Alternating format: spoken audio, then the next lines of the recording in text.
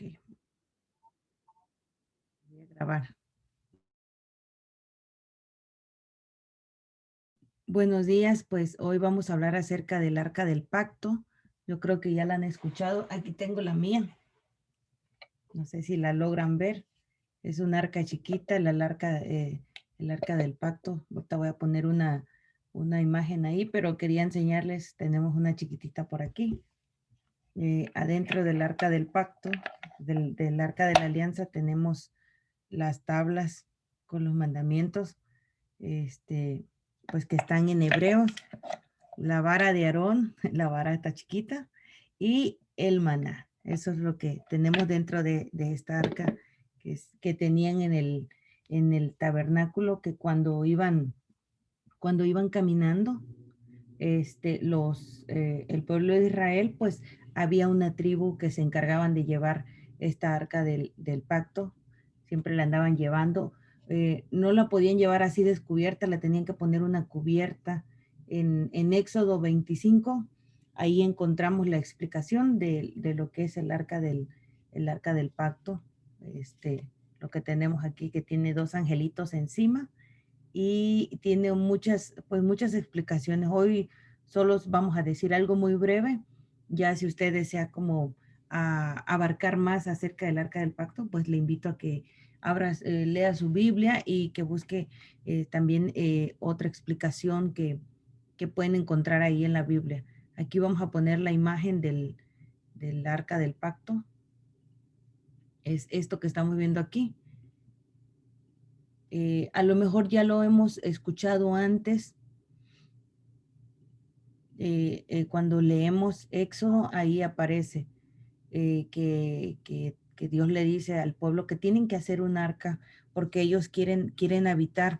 Está en Éxodo 25, dice 25:10. Harán un arca de madera de acacia de 2,5 codos de longitud, 1,5 codos de ancho y 1,5 codos de altura. Y la revestirás de oro puro por dentro y por fuera, y la revestirás y harás de ella una corona alrededor. La fundirás para ella 4 anillos de oro y colocarás en las 4 esquinas 2 anillos de un lado y 2 anillos del otro lado. Harás la madera de acacia y la revestirás de oro. E insertarás las varas y los anillos a los costados del arca para cargar el arca con ella. En los anillos del arca permanecerán las varas que no serán retiradas de allí. Colocarás en el arca las tablas del testimonio que te entregaré. ¿De cuál? Pues de los mandamientos que nuestro Padre Celestial entregó cuando Moisés subió. Recordemos que Moisés subió al Sinaí para recibir las tablas, los mandamientos, cuando pasó 40 días allá en el Sinaí y cuando estaba allá arriba, que antes de subir le dijo al pueblo: no quiero que nadie toque este monte ni las orillas porque pues van a morir, porque era un mandato divino que Moisés tenía que subir para poder pasar tiempo y comunión con Dios cuando estaba ahí arriba en el monte Sinaí. También menciona pues la Biblia, especialmente en Éxodo, que pasó 40 días, no comió, estaba ayunando, pues estaba ante la presencia del Eterno, no tenía necesidad de comer, porque Dios lo llenaba con su gloria, con su sabiduría, con su esplendor. Tanto era el contacto que él tenía con Dios, que menciona la Biblia que cuando él bajó del monte, cuando Moisés bajó del monte, que su rostro tenía mucho esplendor, entonces la gente no lo podía ver, y lo que hizo que se tuvo que pues tapar, poner como un manto en la cabeza, en el rostro también. Pero eso lo pueden encontrar en Éxodo para que ustedes con más calma lo puedan leer. Aquí les estoy mostrando lo que es el arca de madera, el arca de la alianza. Y este, ah, ya leí ahí en Éxodo 25, cuando dice que harán para mí un santuario, porque Dios quería morar entre el pueblo de Israel. Cuando estaban en el desierto, y hacemos un paréntesis, el desierto no es tan malo como parece, porque si nosotros vemos en el desierto pasaron muchos milagros, sucedió muchas cosas cuando el pueblo de Israel sale de Egipto, por fin salen de Egipto y se van hacia la tierra prometida, pues el desierto es el que ve todos esos milagros. Ve el milagro de la nube, el milagro de la columna de fuego, ve el milagro de cuando sale el agua de la roca. ¿Se acuerdan cuando Moisés golpeó una roca y salió el agua de ahí? Pues el desierto ve todo eso, es el testigo fiel, el desierto, ve muchos milagros de cuando cae el pez, los peces, perdón, y cuando comen carne, que en medio del desierto pues no tenían, pero el pueblo de Israel quería comer carne. Y, y muchos otros milagros, como este milagro de tener el santuario y de estarlo llevando, levantando y luego colocando y luego otra vez caminando y luego otra vez así sucesivamente hasta que pasaron 40 años. Si analizamos la historia antes de llegar aquí al Éxodo, pues vemos que hay mucha narración, hay muchas cosas que analizar.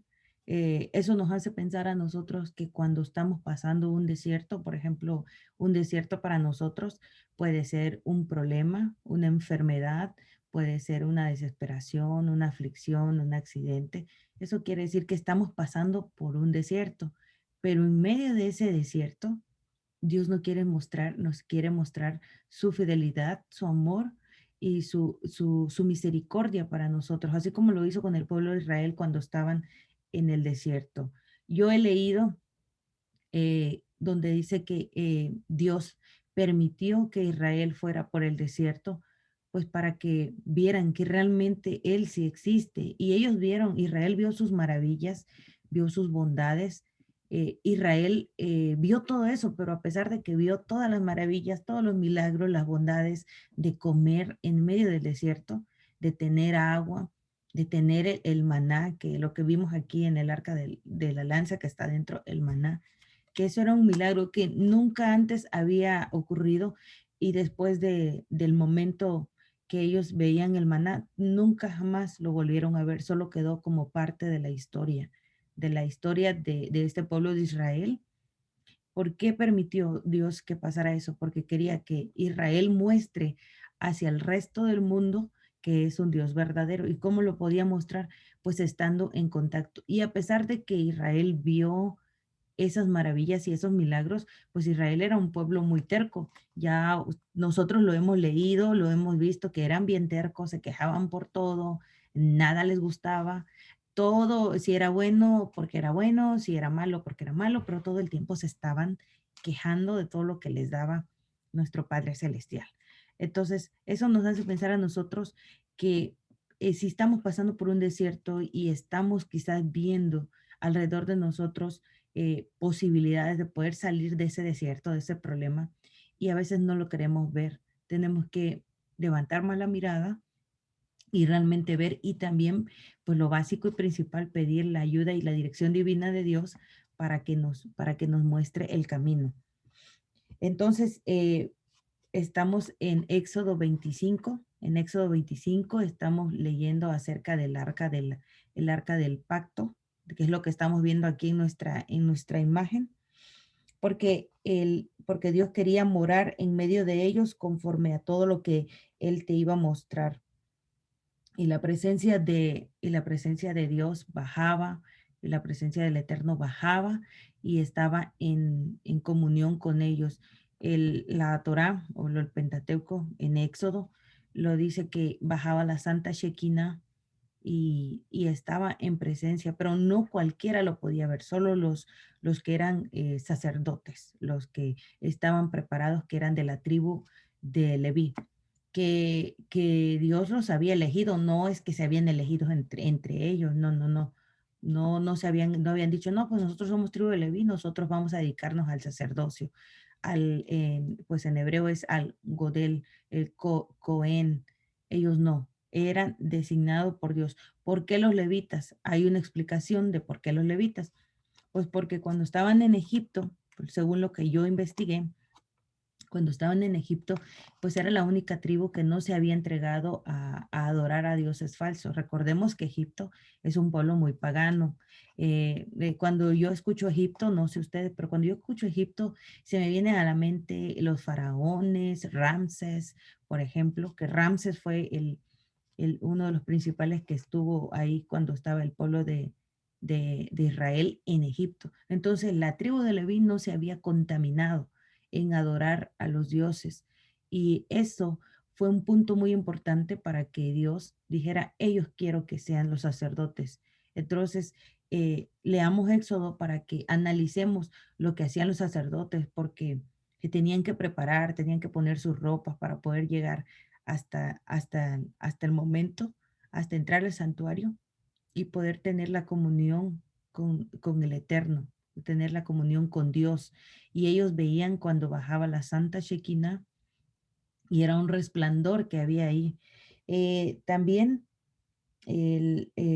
nos menciona cuando dice que yo muestro que el versículo está en tiempo presente para indicar que Dios le mostró a Moisés cada uno de los utensilios que le impartían los preceptos que están detallados en lo que leemos en Éxodo.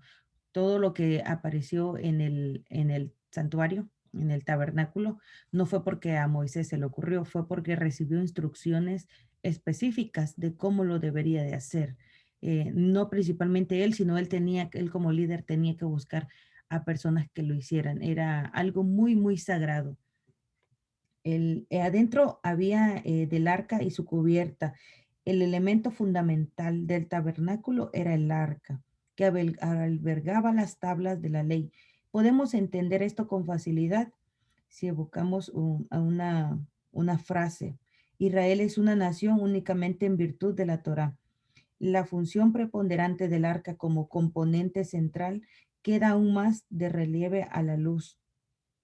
Em, en consecuencia, el arca que contenía los 10 mandamientos naturalmente adquirió fundamental importancia, que ahí nos está diciendo que Israel se basa en la Torá. Y lo que mencioné el otro día en uno de las pequeñas reflexiones que hacemos aquí es de que Israel es la única nación que existe en la actualidad que se basa en la Torá, que se basa en los primeros libros de la Biblia. ¿Por qué? Porque antes de haber en la Biblia que nosotros tenemos, yo tengo esta Reina Valera, que ya la he mostrado muchas veces. Tengo mi Biblia Reina Valera y la tengo toda señalada. Antes de haber esta Biblia, habían rollos y ahí se escribían. ¿Qué significa Biblia? Pues Biblia significa la unión de muchos libros. Ustedes lo pueden buscar en internet y eso le va a salir. Busquen documentales de cómo se formó la Biblia, de cómo fue integrada la Biblia y vamos a encontrar que mucho sobre el canon bíblico, que se reunieron y entonces empezaron a decidir este libro sí, este libro no. Bueno, pues Israel solo se basa en la Torá.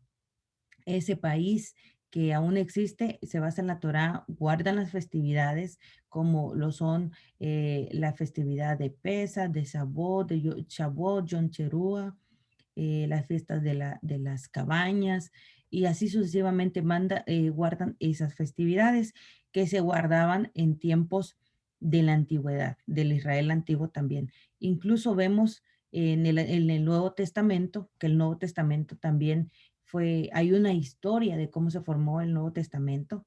Solo ustedes busquen en YouTube explicaciones de cómo se formó el Nuevo Testamento y nos vamos a encontrar que es muy, muy interesante saber que fue formada con mucho, ¿cómo se dice? La Iglesia Católica tuvo mucho que ver en la formación del Nuevo Testamento. Pero ustedes búsquenlo, investiguen, no se queden con la duda, vean si es cierto lo que les estoy diciendo o si es mentira. Pero aquí vemos que lo que decimos que Israel es la única nación que se está basando de la Torá. Entonces, em, lo que estamos hablando es del arca del pacto para las hermanas que nos están acompañando, que acaban de entrar. Significa luz, representando que la Torá es la luz del mundo. ¿Por qué? Porque los que tienen la palabra de Dios tienen una verdadera luz en el mundo, tienen una en el mundo, en su vida, tienen un conocimiento que hay que utilizar ese conocimiento y usar esa luz para alumbrar nuestro camino y también para ayudarle a personas que están en la oscuridad a poder llevar la verdad. La Biblia tiene, la Biblia tiene muchas bondades, solo hay que buscarlas, hay que leerlas, hay que pedir dirección divina.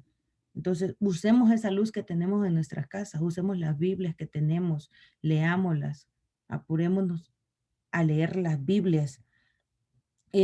Por lógica, el arca no tendría que haber sido construida mientras no hubiera una estructura que guardara el arca. Entonces, Betzalel, el constructor del tabernáculo, le preguntó a Moisés cómo podía hacer el arca sin antes construirle un refugio. Y Moisés consiguió con él en el sentido de que el tabernáculo tendría que ser construido antes. Y en los hechos de los componentes de las estructuras fueron fabricados, eso lo podemos encontrar en el capítulo 36 de Éxodo. En este capítulo vemos que hay también cómo dice que lo van a hacer. Harán un arca, la forma verbal en la tercera persona se refiere a toda la nación. ¿Quién va a hacer un arca? Pues Israel. Él es el pueblo que les está mandando Dios que tenían que hacer un arca. Sin embargo, dado que es la única instancia en la que encontramos el uso plural, ya que el resto del capítulo está dirigido solo a una persona, se nos quiere comunicar un mensaje muy importante. Todo el pueblo debe tener una parte en la Torá, o sea, en su santa palabra, sobre que todos tienen que tener conocimiento, todos tienen que tener un conocimiento. Si usted lleva a sus hijos a los caminos de Dios, pues le tienen que enseñar, no tiene que dejar a que pues los de afuera vengan a quererle enseñar. Usted tiene que ir por delante y aprender primero usted y enseñarle a sus hijos, hacer el esfuerzo de uno enseñarle a sus hijos, porque es nuestra responsabilidad, así como el pueblo primero Moisés les enseñó cómo tenían que hacer y por qué era importante que hicieran el arca, para que ellos supieran el significado y no fuera realmente una carga, sino fuera como una fidelidad el poder hacer esta arca. Tenía, ok, la revestirás, el arca de madera debía revestirse de oro por dentro y de oro por fuera. Tenía demasiado oro. Por dentro y por fuera. Esta distribución de las cajas simbolizaba que el estudio de la Torá, de la palabra de Dios, tiene que ser muy coherente. No tenemos que quitar y no tenemos que poner nada, que porque yo pienso, que porque yo siento, no. Tiene que ser así como está. No debemos de andar quitando ni poniendo. Ok, y también tenía una corona de oro aquí, es decir, un reborde de oro que se proyecta hacia arriba y circundada la parte superior del arca. Ese accesorio significa la corona de la Torá. La Torá significa pues ley. Son los primeros 5 libros que están en nuestra Biblia. Pues yo como lo repito, aquí en mi mano tengo la versión Reina Valera, que es la que utilizo. También tenía 4 anillos el arca. Había un total de 4 anillos, 2 dispuestos en cada costado. Los anillos fueron colocados en la parte superior del arca, a lo ancho, por lo que el largo de la misma de 2 codos y medio quedaba comprendido.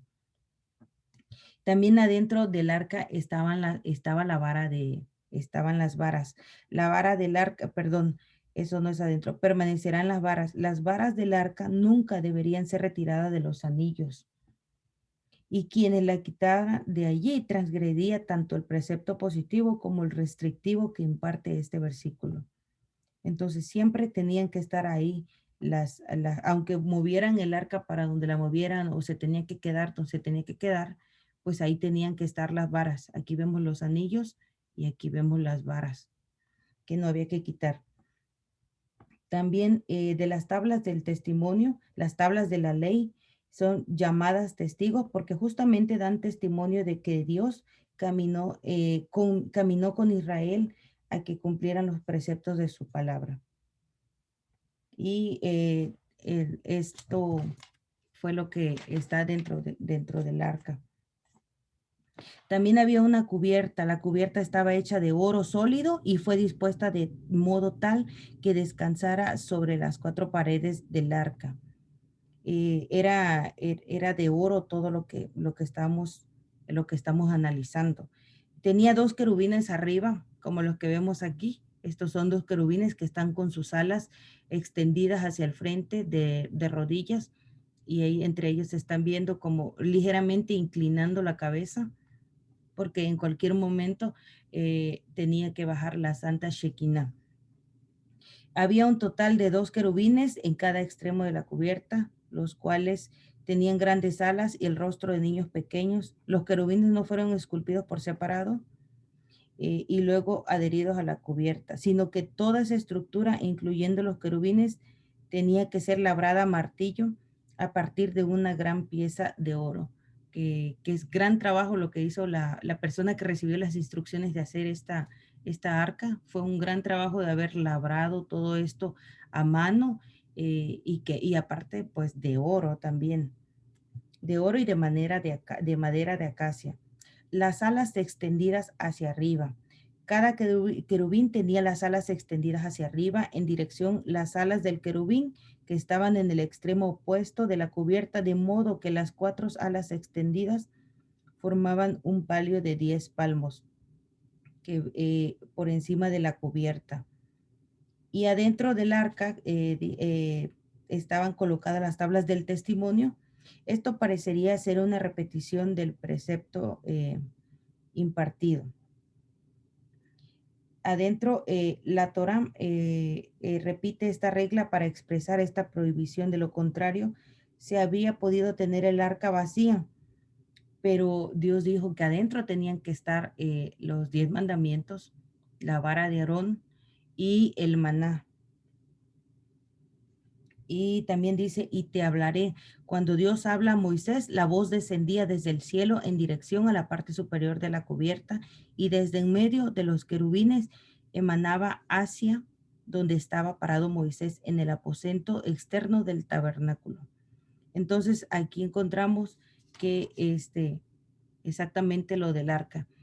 Hay varias imágenes de cuando ustedes ponen ahí el arca de la alianza, el arca, y está esta imagen, la quise poner para decirles que esta imagen no es correcta, porque pues la Biblia dice que cuando llevaban el arca, la tenían que llevar con una cubierta, o sea, como con un mantel, podríamos decir, ¿verdad? Pero su palabra correctamente no es mantel, es una cubierta, porque si los israelitas veían esto directamente, pues morían.